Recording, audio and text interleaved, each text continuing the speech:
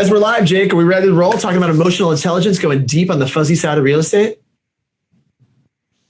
I'm waiting for Jake to give me the thumbs up. But it does. Oh, sorry. Yeah, we're live. All right. I thought you were doing the intro.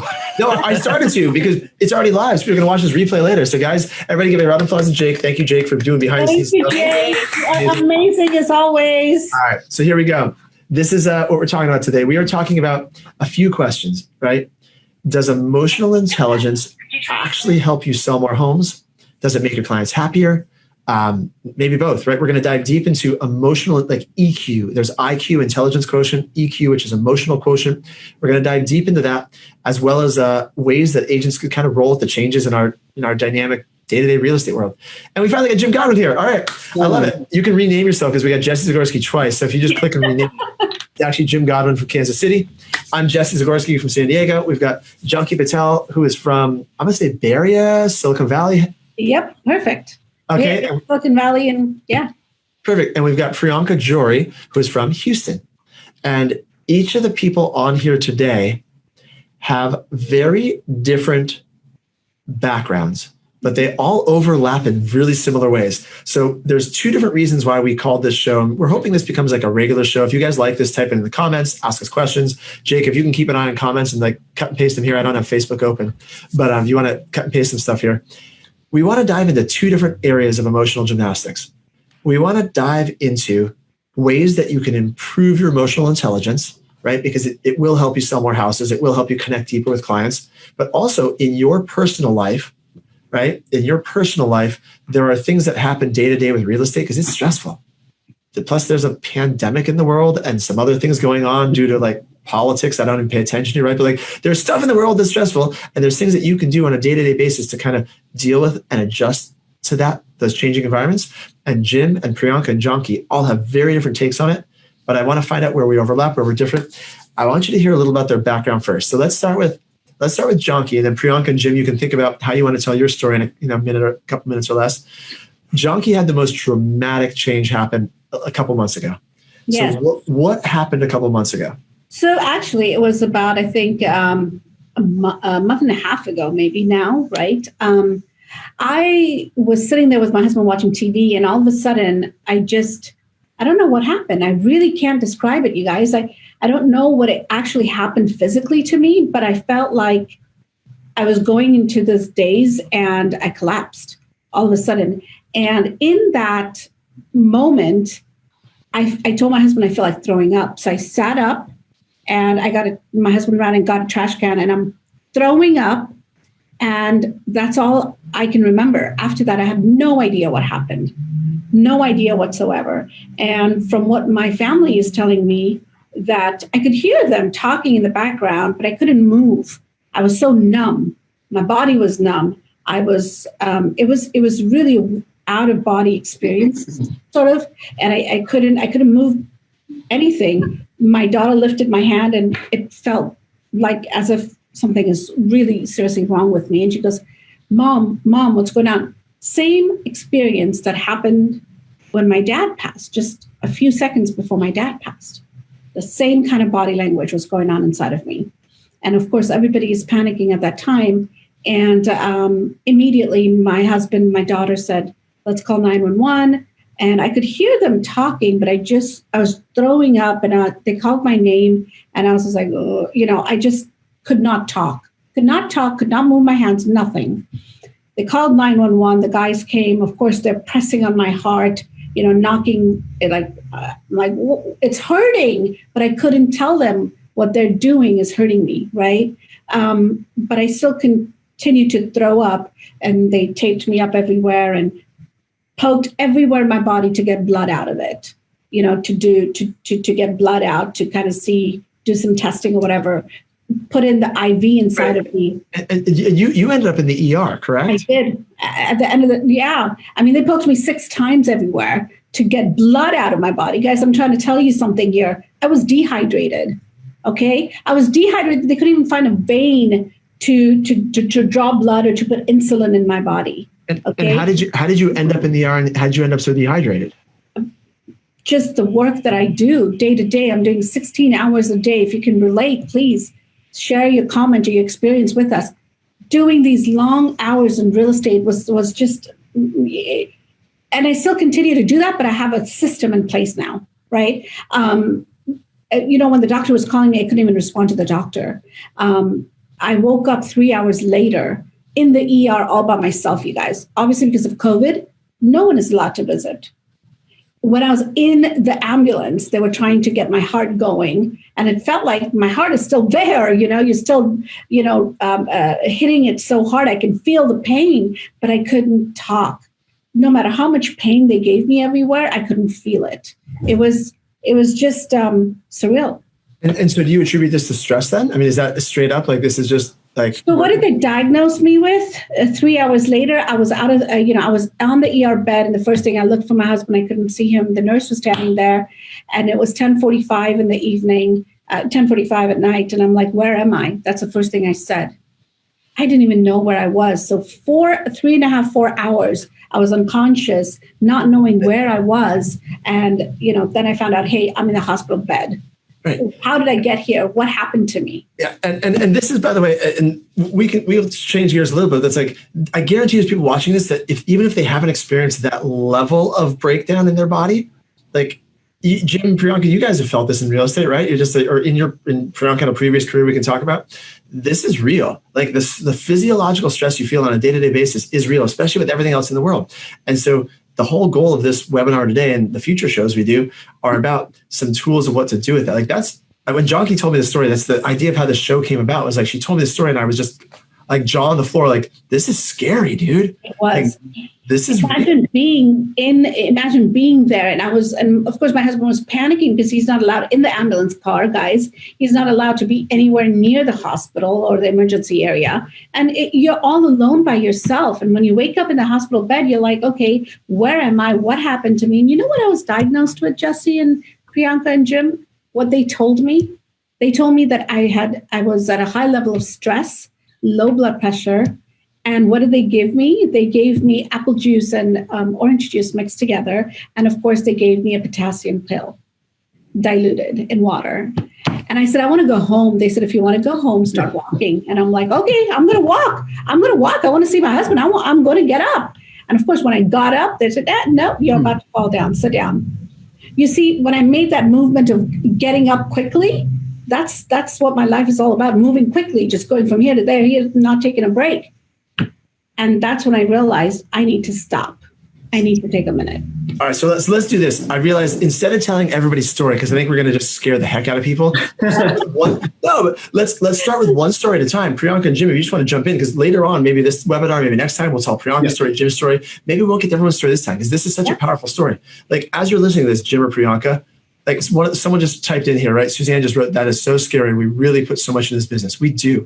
If you are a committed agent, you put everything into this business. Like, it is who you are. I mean, if you have kids and you see realtors at their kids' game on their phone, like, it's just nonstop, right? Jim and Priyanka, what are you guys feeling or thinking as you're hearing this story? What immediately comes to my mind is that this is something that can happen to any one of us at any given moment, because, I would assert that most of us in this business are working 12-hour days, 6-7 days a week, and in the balance of taking care of yourself and taking care of your clients is way off. And we are, and I think a lot of times we don't even see it until it's too late, until you end up in the emergency room, not knowing where you are, and not knowing that you have a heart, something's going on with your heart. Right, and that's what my true awakening was, actually. Yeah, and Priyanka's gonna love this one. You ready? I was told years ago by a mentor, guru, whatever you want to call this person, coach, that the universe gives you signs and signals, right? There's lessons you're meant to learn, and they start out really small, and they start out really subtle. And if you don't listen, you get the same message again, a little louder. And if you don't listen, you get the same message again. Like, literally, the message to Janki, I'm hearing it loud and clear, which is like, you got to relax. You got to figure out some way to like take care of yourself. And the signs keep getting stronger and stronger. So they're literally smacking you in the face, and you end up in the ER, right? So you're getting signs right now. I mean, Priyanka, I know you agree with this, right? Yeah. So it's like universe has always been giving you signals, and it's very personality related. I did the same thing before real estate when I was in different career. That's just my personality. And I think a lot of successful people, like we are talking about real estate, but anywhere in life, in any career, they would do exactly the same thing that we are doing. Mm-hmm. I thrive on stress, and I was telling Jim, and I still do. When I was in geology, I was being a geologist. I loved working 18, 20 hours a day. And I was very proud of myself. Like, that, I can get things done and whatever, throw it on me or on my table, I will take care of it. And that got me as sick as Janki, right? But I got out of there because I was unhappy. I got into real estate because I wanted that freedom, that contentment, and I'm getting it. But I'm still doing the same things that I was doing at that time. And I see it coming. And it's just who I am. And when something bad happens, I stop and then do what Janki is doing right now. And then things just get out of hand. And you just like, okay, I'm going to do this later. I can meditate some other day. Right now, I need to take care of this and send out this email. And you just get back into that rat race again. So Priyanka, that's happening to me right now. My eye, this is another signal, you guys. Even though I'm doing what I'm supposed to do, guess what? I'm right back into that same track. My eye started showing up signs of, really swelling up. And, I get keloid when I'm stressed. That's another way of my body saying, slow down, stop all the computers and the screens. Give me a break, All right, well, so let's dive into that though, because I'm guilty of this too. And anybody watching this is not us preaching at you. This is us saying we have the same challenges you do. We're just trying to figure this out. And can we help each other? Can we support each other through this Lab Coat Agents community? Can we support ourselves to create tools and accountability, whatever it is, to actually affect some change around? Like it is 1:21 in San Diego, and I've got my lunch sitting on the other desk over there that I still haven't eaten. Okay. Like I'm just as bad as, so you said you're doing what you're supposed to be doing. You're meditating, but are you doing it consistently? So when you talk about being consistent, am I doing it, so yes, I am. Okay. So morning, afternoon, evening. Now, yes, we all have busy schedules, but we have to take out 10 minutes of our time. And my son is standing right across me saying, Mom, you've not done that for a week now. And that's this right here. Look at this. It's beginning to show. My keloid is beginning to show. So yes, I haven't done it for about a week. It's stressing my body out again. So that's the thing. Meditation helps me calm down, just shut my world out for 10 minutes, you guys. We have 10 minutes to spare, right? Mm-hmm. And for Jim. For me. Okay, Priyanka. So for me, it's like I would never do it for myself, right? Yeah. Before, when I went through that whole cycle, I started teaching yoga to cancer patients at a hospital, like a volunteer work, right? But then somebody was dependent on me, and I did it regularly because I had to show up. There were 10 people waiting for me.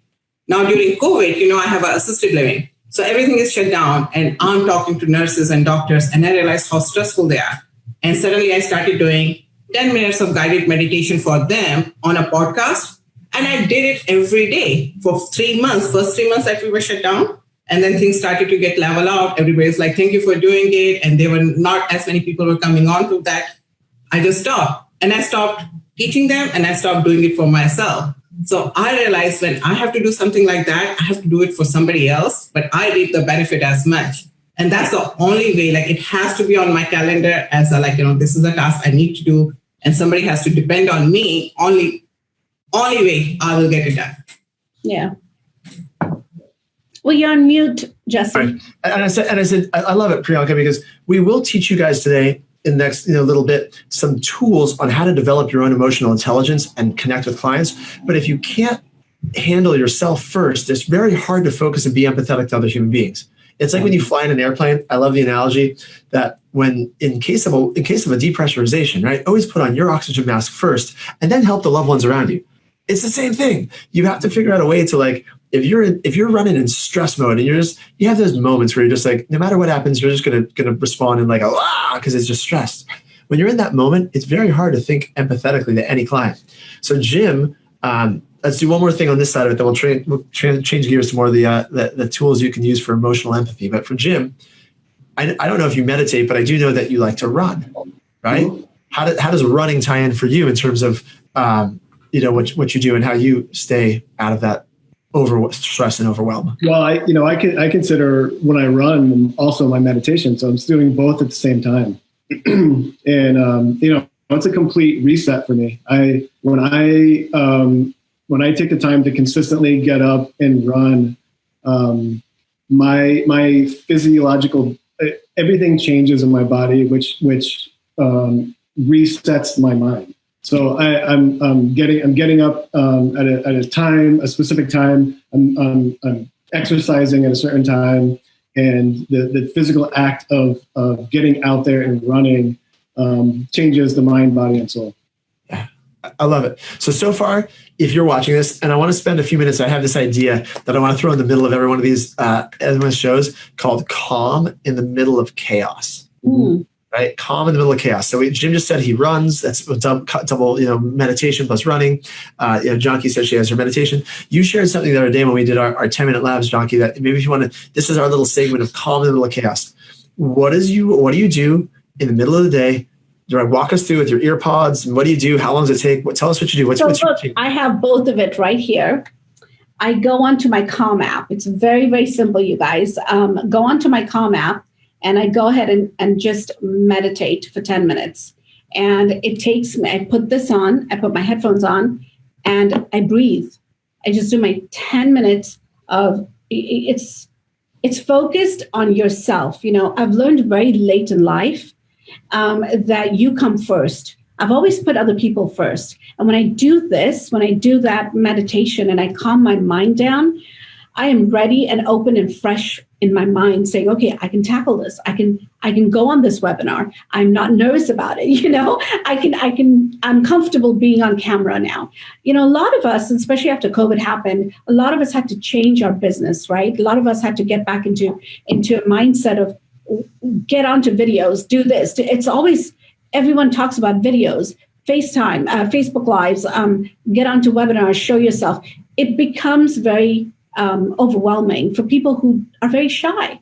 And I was one of them, where I am a high D. Trust me, guys, I go crazy with my D. I want things done like immediately. Like I wanted to get out of that hospital, get me out of here, But the nurse had to put me down, sit me down and say, no, honey, you're going nowhere until you can walk because you're shaky right now.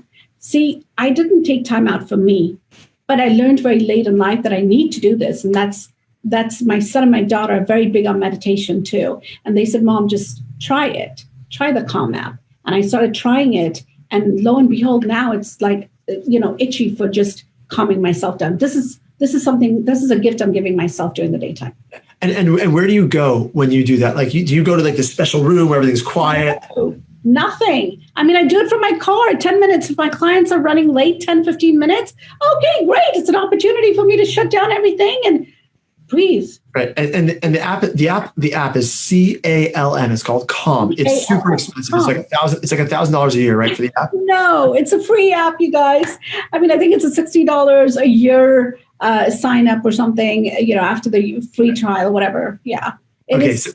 So for anyone watching this, there's literally no barrier to this. You can do it for 10 minutes anywhere in the world. You don't need to have fancy AirPods with noise canceling. That's just a bonus, right? For those people who have iPhones, right? Put in your fancy noise canceling headphones. For everyone else, just like whatever you got anywhere in your world. Priyanka and Jim, you like that?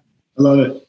Right. So I think the whole point is about disconnecting, right? So whatever you're doing, disconnecting from that completely, and then doing something else that takes your mind off. For me, that's my dogs. So I don't do the meditation part like you're doing, Janki. For me, anytime I'm stressed, it doesn't matter what I'm stressed about. If I walk out with my dogs in the backyard, right, and just sit down with them and playing with them, that just takes my mind off from everything. It just disconnects me. Whatever is going on, how serious it is, my dogs come first, right?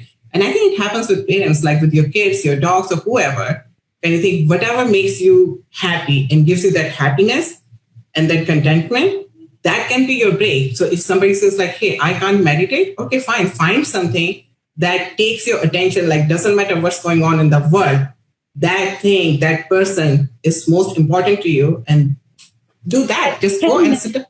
Yeah, exactly. Take 10 minutes. Go sit with your dog. Go sit with your kids. Go have an ice cream. Go run. Yeah. I mean, you can find different ways to disconnect. I think whole point we are talking about is disconnecting for whatever is stressing us out. Right. And I think it's very important to understand as well how important this is. Like I discovered this about me, so late in my life. But for me, I don't take it that way, that it's so late in my life. I take it to where it's a new beginning for me. And I am starting this journey for myself and with myself. I also do write in my gratitude journal. Every night, I take 10 minutes out before I go to bed, and I write what I'm grateful for. The power of just writing in your journal what you're grateful for is an amazing mental relief for me. And I love that. It's funny. So I started using the Calm app after I talked to John a few weeks ago. So I got the Calm app. I use it at night. And it's got a little feature where it has a journal and it has like a check-in, like you just check in on your mood. And the funny thing is, I always skip it. I'm like, yeah, whatever. I don't need. Like, I'm so high. I'm so like high strung. I was like, I'm just gonna meditate. Just gonna meditate right now. I don't need to check in how I'm feeling. Yeah. Well, my kids get me on that one. When I don't check in, they'll check my phone. You've not been on this Calm app for 1 week, Mom. What's going on? I'm like, oh God. That's why you're getting that keloid. Okay, so you want to know why? It's all about us first. We always put everyone else first. I always did. Put my husband first or my kids first. But it's about you from inside, because we put our clients first all the time too, right? We always want to reach out to that email and send them that email back again. But if you just take 10 minutes, your response will be very different from what you were going to send 10 minutes ago. Yeah, even if you take 3 minutes, that's why I love intentional breathing so much, because it can be done by anyone at any time, anywhere. Right. So if you are going through an extremely stressful situation, or you've just been working for hours straight, taking 3 to 5 minutes and having 5 to 10 deep breaths has such an impact on the way that you're interpreting the world. It completely shifts your perspective, and no one has to know you're doing it. You don't have to go anywhere. You don't have to buy anything. You don't have to have anything. And you have complete control yourself of how you are, changing your mindset. You're right. I love that. And by the way, I'm curious, John Key and Priyanka, and anyone watching, type it in the comments. When Jim just said taking deep breaths, did anyone take a deep breath? I did. Yeah, it's just like that suggestion, right? Yeah. So he said, take deep breath, and I started it. Right. It's amazing. Like, I guarantee people listening started taking deep breaths, and it's physiological. You take in that deeper breath of oxygen, it starts to relax your body physiologically. And by the way, I didn't announce who Jim Godwin was. So Jim, and someone just in the panel, Christina just said she did.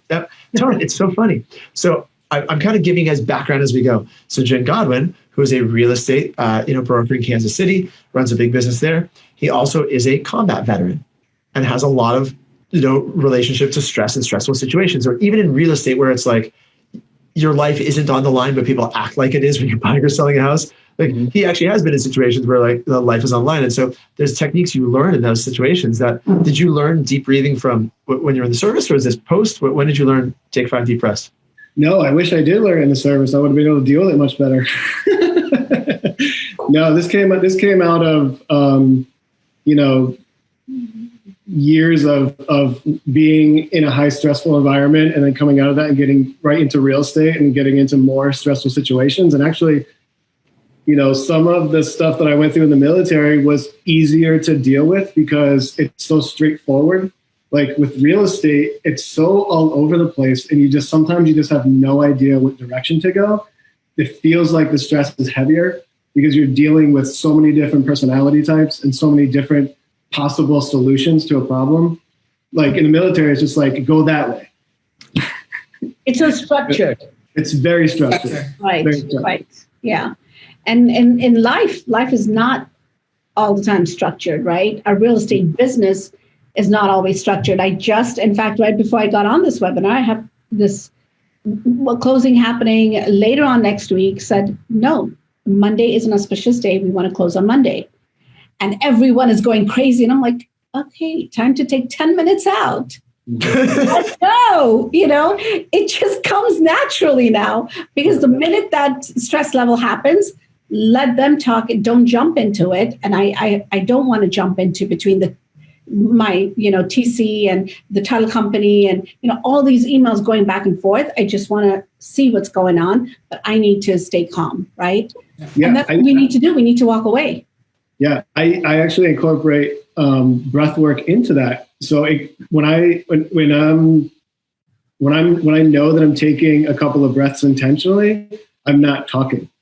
I'm letting people talk and get out what they need to get out. And I'm just kind of listening and taking it in and taking a couple of deep breaths to prepare myself to respond without reacting. Yes.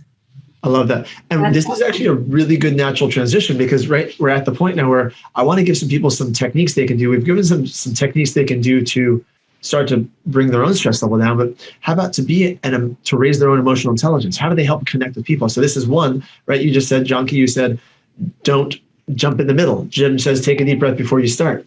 Think about it for a minute. What do you guys do? What are some techniques you've done? Because all three of you are incredibly emotional, intelligent human beings. There's a reason you're on this webinar right now, right? And all three of these people run amazing real estate businesses. They're all agents or brokers, depending on their state, right? They run fantastic businesses, but they're not here because they sell a lot of houses. They're here because of the human beings they are. So how did you end up where you are? And do you consciously think about connecting? Does it happen naturally? Anyone want to start on this? I was curious. I can start. So for me, you and I have talked about this so much, and that's why you said like, hey, I'm talking about universe, you will like it. Looking back at my life, like I have such a high D personality, and then I have high I. I'm like 99 D, 99 I. So these are like two extremes. So I stress myself out, right? So I care about everybody, but I get things done, and I want it done my way. Me too. Right? So it just like, throughout my life, I'm a fighter, like fight. But looking back, few years back, when I started looking back, I was like, I have always achieved what I have wanted in my life. And I would set a goal and just go after it. Like, that is my focus. But later on, I realized that a lot of times universe was tapping at my shoulders like, hey, that's not a good idea. I know you want it, but that's not a good idea. And universe was trying to show me a different way or different path. But I was focused going straight. And I was like, I achieved it. But once I got there and I looked back, I said, like, there were other opportunities that were knocking at my door that I did not pay attention to. And as I learned that, I think I was around 35 years old when I realized that. And now I have come to, in my life, to a stage where like something is happening that is stopping me from achieving where I want to go. I just sit back and just like, hey, let's see what other things are happening around me. Is there a different path I can take? And sometimes I just tell myself, like, don't stress about it. Something is happening because something is better is around the corner. Just pay attention, take a step back. And that has reduced my stress level so much because I'm not going into that fighting mode anymore. I will still fight if I have to, but I give myself time, what Jim was talking about. Like, if you give yourself that 10 minutes and suddenly you realize like what you're going to, like, I'm ready to bust the wall. But if I step back, it's like, hey, there's a door like next to it. Just let's open that door and step out there versus trying to break the wall. So. I love it. And notice, by the way, I'm asking, what do you guys do to connect with other people? And the answer still immediately comes back to us. Like, there's no way you can connect with other people unless you master what's going on in here. It's impossible. And I think another thing to also add to that, Priyanka, is a gut check. I do a gut check, and I'm always talking internally, listening. You have this intuition, and that's your gut talking to you, telling you something about yourself or about the situation. Listen to that. And that was exactly what, sometimes it could be right, sometimes it could be wrong, but you just, in the moment, you just have to listen to that. And I think that has helped me a lot too. And, when there's something telling you no, that's your gut telling you no. And sometimes when you don't listen to it and ignore it, well, guess what? You get slapped from the universe, right? Like I did. And I wasn't listening to stop or slow down. Again, it's coming back and I'm not listening and I need to listen. And so yesterday, actually, I started meditating right away. And I said, okay, I need to take control of everything back again. So you always have to pay attention to these little signs that you're getting. Like Jesse and Priyanka said, we have to pay attention to these signs. And then what do you do with those signs? You just don't pay attention and not just like me sit there and say, okay, all right, I'll take 2 days off. I'll deal with it later. Later will never come, So I think that's important too. It's listening and being careful of what you say. I love it. And did you guys, were you always emotionally intelligent people, or did you have to learn? Did you learn that? I think I learned evolved with life experiences. Right. At least in my case, I wasn't like that. I know I'm wired certain way. That has always been there. But recognizing and just becoming like, like your way of life, it happens with life experiences. Right. Right. Same for you, Jim? Yeah, I mean, I think that I've always been an empathetic person, but until I learned some tools on how to manage that, it felt like a problem. It felt like stress to me, because it felt like I was feeling everyone's emotions and pain and suffering and happiness and all of us, feeling all of it. And I didn't know what to do with it, how to process it. And until I learned how to use these tools that we've learned, I'm able to see them for what they actually are and continue on and embrace them and move the conversation forward. I love it. So let's answer the question. Do you guys think that realtors with higher emotional intelligence, do they make more money? Mm-hmm. Absolutely. Jim says yes. Absolutely. Absolutely. Because you're so focused, you're so driven, and you won't give up till you get it done. And that's, my husband always in my real estate career always said, oh, you want a new kitchen? All right, let's put you on that accountability platform. Let's get it done. And I always beat that result, right? So I think that's part of it. We're driven. Yeah. So I think that money just comes more easily. I had never focused on money. Money has never been my goal. Mm-hmm. And never look for making money. I want happiness and contentment. Like my whole life, the three things I have been looking for, and I found it: my freedom, my happiness, and my contentment. And it has nothing to do with money. Mm-hmm. I have been happy when I didn't have a lot of money. I have been happy when I have a lot of money, right?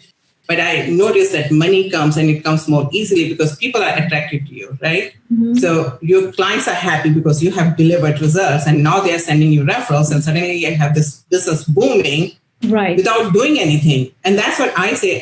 And my assistant corrects me. He's like, what do you mean by you have all this business coming without doing anything? All these people that you made happy, that's why you're getting all this business. I was like, yeah, but I'm still not doing anything.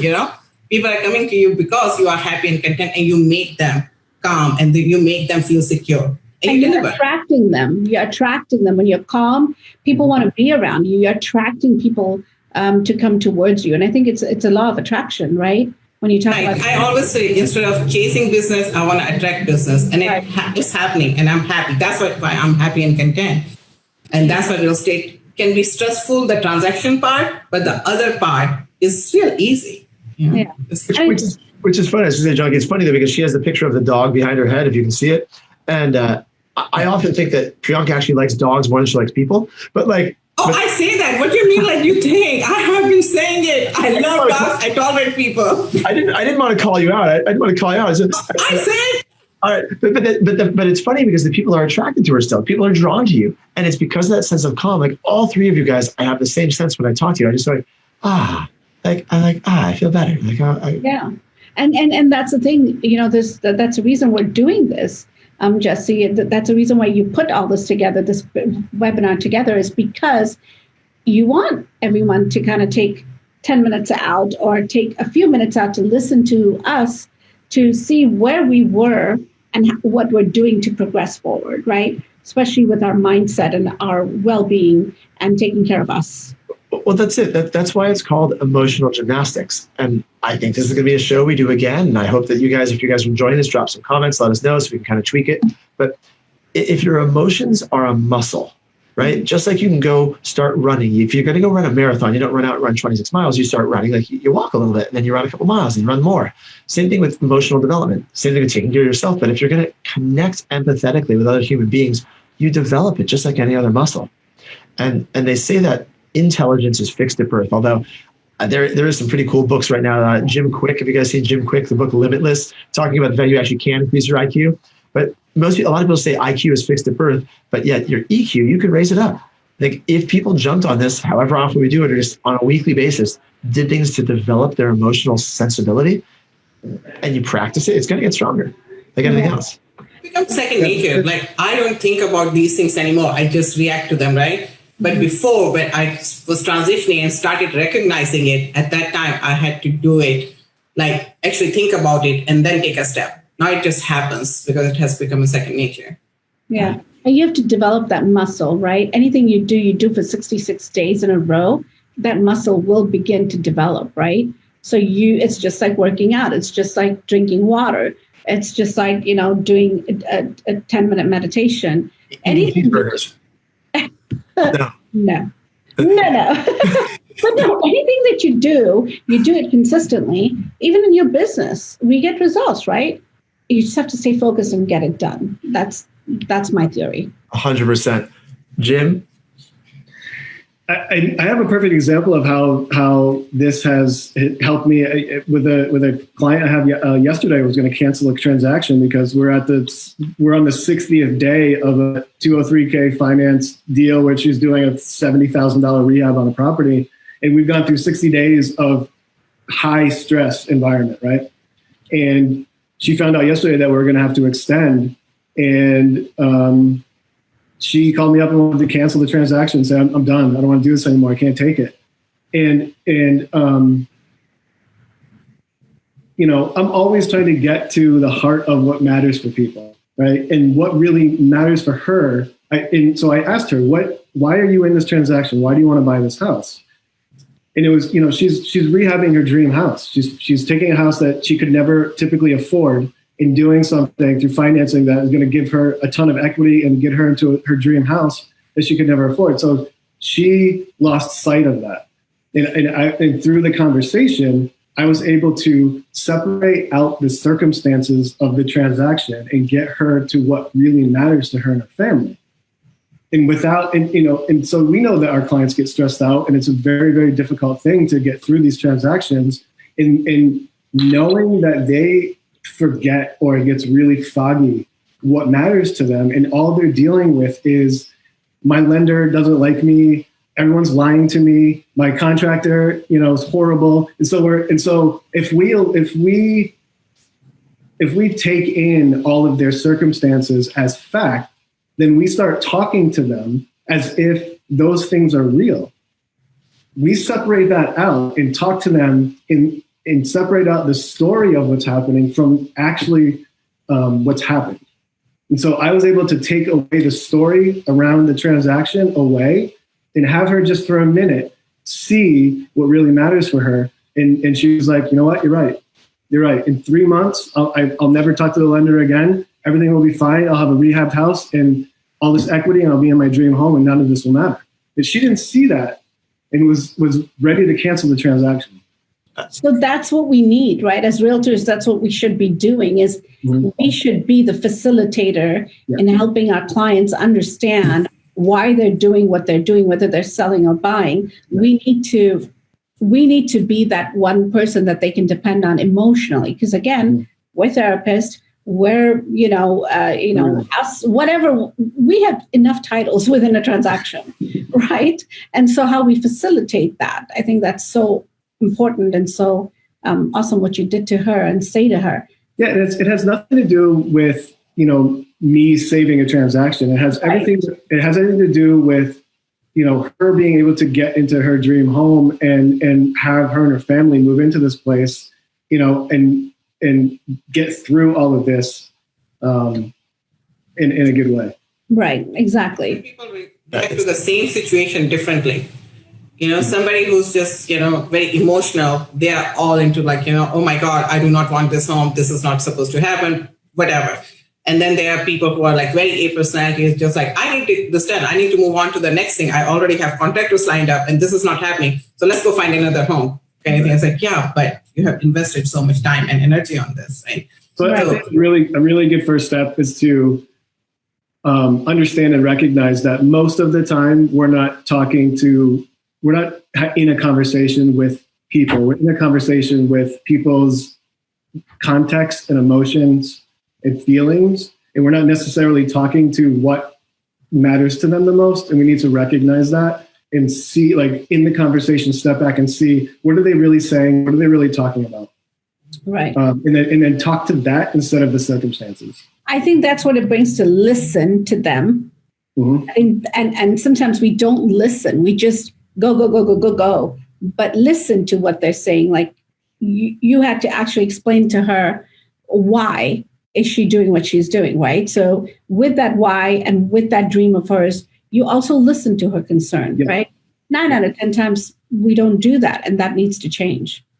Yeah, that brings up a really good point on another tool that I use called recreation, which is I make it a point to say back exactly what people say to me, so that I know that I'm listening intently and I'm repeating back exactly what they say, so that they know that I heard exactly what they say. And most people just want to be heard. They just want to know that someone is listening to them. And if I'm saying to them what they said to me, they know for sure that I've paid attention. Exactly. Totally agree. There's so much good stuff in this. I'm like, this is so good, dude. I love it. All right, I'm gonna bring it all together here because we could obviously talk for hours, but we do want to bring it together, and then we will set it up to talk again next week, because I love some of these specific tools you're getting to at the end, Jim. I think every time we do this, we should talk about some specific techniques, formats, because John Key has a different terminology from what you do, Jim, but it's still the same concept, right? You're slowing down, you're disconnecting, you're listening, you're being present to it, you're talking to their emotions as opposed to talking to the person. It's really good stuff. All right, so let's think about this as a way to pull it together. If you're watching this, I'm assuming most people that are watching this already have some sort of emotional awareness, or else they wouldn't be watching this. Like, it's possible that they're just totally jerks and they were told that they need to learn to be better people, and they're like, I'm going to watch this forever, I'll be a better person. But it's highly unlikely that that's who's watching this. Most likely they're already on this journey. We're either preaching to the choir or they're on their way there. So not like day one, but when you're like halfway through, what do you do for each of you guys? Here's how we'll put it together. What do you do to remind yourself to stay present to these things? Because we do get busy, we get distracted, then we come back to it again. How do you, each of you, I'm curious, like on an actionable level, what do you do to stay present to these things on a daily basis? Anyone want to start on this one? I will go. I have my family. Simple and the truth. I have my son, my daughter, that keeps me accountable. I got my alarms that are here that set, no matter where I am, what I'm doing, I have it on my schedule, right? Meditate, 10 minutes out.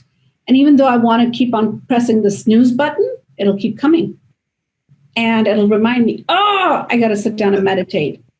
And there's no snooze button on your son or daughter. No, there really isn't. But that is, it's part of your support. And a lot of people, because I'm glad you said that, because I'd heard you say that a few times throughout this last hour, was you'd reference them as part of your support system. It's amazing. Yeah. We're a very tight-knit family, Yeah, for sure. I love it. I mean, I'm married. I said this before we started recording, but I'm married to a therapist, right? So in a transaction, we might play a therapist. I actually am literally married to a psychotherapist. It's so funny. I get such a different reaction every time I say that. Some people are like, I'm so sorry, right? Like, that must be so hard. And I feel like, that's amazing, right? I obviously think it's amazing. I wouldn't have married her, and she's an amazing woman, but it's, you get this perspective on it, that when you have people around you that can be a mirror back for your own internal workings. You can't see it from the inside because you're in it, but from the outside, you get it reflected back to you. Right. What do you guys do, Jim and Priyanka? What do you guys do to stay present to this stuff on a daily basis? So very similar to Janki, I don't have family here, but I have built a really large tribe. So my dog rescue friends, my assisted living friends, my regular friends, like everybody even my clients, they take care of me. Like, my assistant finds it's really funny that I have clients who just show up at the office like, saw Priyanka's car, here's some coffee. We brought her muffin, she never eats. I mean, people just keep dropping food at my office all the time. And these are clients, new clients, existing clients, past clients that we have done deals with like 5-6 years ago. I have an assistant that I fired 2 years ago. She still comes and she brings me coffee. And my current assistant is very jealous of her. He's like, she wants her job back. That's why she keeps coming. I said, no, it's a relationship, right? So everybody sees me like, Priyanka takes care of everybody else, so we're going to take care of her. So during COVID, I went into lockdown with my residents at the assisted living, right? So my real estate clients are there, and I feel like, no real estate because I have to take care of these people. And you won't believe, this whole time, I have people showing up at my door at the assisted living with food, with alcohol, with pies, cakes, whatever is needed, right? And those are the people who take care of me. And I'm very lucky. So I wish I can say, I reset myself. It's usually people who are around me that say, my assistant, right? Half the time, she's the one who says like, no, you have to take a break. No, you have to sit down and eat because you haven't done it. But there you go. That's very similar to Janki has her children. You have your assistant. It's always having a mirror from the outside. Do you have something like this, Jim, or do you do something different to stay present to this stuff? I have two. Well, I have that, and I have one other thing. I have a 2-year-old, and so and even though I don't recommend going out and getting a 2-year-old to raise your emotional intelligence, it's definitely helpful. I'll get a dog. Yeah. Get a dog. Yeah. You guys heard it. You guys heard it. Just borrow a 2-year-old, raise your emotional intelligence. I love it. Anytime that I'm stuck in the muck, I just look at how he reacts to the world, and I'm like, oh my God, I'm so silly. Yeah. Everything. This is so silly. None of it matters. Like seeing how he bounces back from one thing to the next, like immediately, and he's like, oh, I'm done with that. Like he'll go from a complete meltdown to like giving me a hug and kissing my face in 3 seconds, and I'm like, oh. That's how we're born. That's how we're meant to be, like to move and flow. And so like what he's really taught me is to laugh at myself. Like when I catch myself in the funk and I can see it for where it is, and I'm like, oh yeah, that's that thing thinking again. Right. And I totally agree with you, because I have nieces and I have a niece and 2 nephews that are very similar to that. And they're about 3 and 5 and 9. And every time I'm so highly stressed out on anything, I go there and shut down. Mm-hmm. I play with them. I color with them. I do these things that I would normally not do. And it just puts me in a different zone. So every time I'm stressed and I don't meditate, even though I'm meditating and I'm still not over it, I'll go there, shut down, and just for an hour or 2 hours, just be with them. And I see what you mean, because it does work, It's it really very does. Yeah. It's like, same thing I learned from my dogs. Like I rescue special need dogs. Yeah. And before I used to feel sorry for them. And then I learned, like, doesn't matter, they have, we have to amputate a leg, they have gone blind or whatever. They live their life to the fullest. They never feel sorry for themselves. And my pack never treats them any differently, right? So they're not like, oh, you have 3 legs, so we are going to treat you differently. And watching them, I have learned I don't need to sit down and feel sorry for myself. If something is happening, get over it and just keep moving on. Yeah. That's one thing my dad always taught me, is when he felt so, and we can talk about that later, but when you fall, get up. And when you get up strong. Mm-hmm. I love it. Well, let's do this, because we're going to wrap it up. Jim, did you have one more quick thought? Or you want to save it for next time? Just that I've really learned to laugh at myself, and I've learned that I get stuck in the muck, right? And then I can step back for a second and say, that's that thinking mind doing its thing again, and separate that out from like where I really am. Yeah. And between now and next time we do this, John Key, what you just said, what you learned from your dad, write down, as things pop into your head, write down little nuggets and lessons we've learned. That's where we'll start next time. We can kind of dive into some of the lessons and how I bet they overlap. I bet they're all complement each other. It's be really cool. This is super fun, guys. Yeah, it was. Thank you. And yes. All right. So if you guys have questions you want to connect, obviously drop it in the comments, drop it here. Hopefully we have pretty much everyone sticking around the entire time. So apparently they got something out of it, right? Enjoy your day, guys. Enjoy your afternoon. And we'll find out next time we're going to schedule one of these. We'll promote it. We'll make sure you guys know about it in advance. So this is episode 1, Emotional Gymnastics for Real Estate Agents. Thank you so much, everyone. Thanks, guys. Thank you. Bye. Hey, guys. Enjoy your day. Bye. Produced by the Agent Collective Media Network.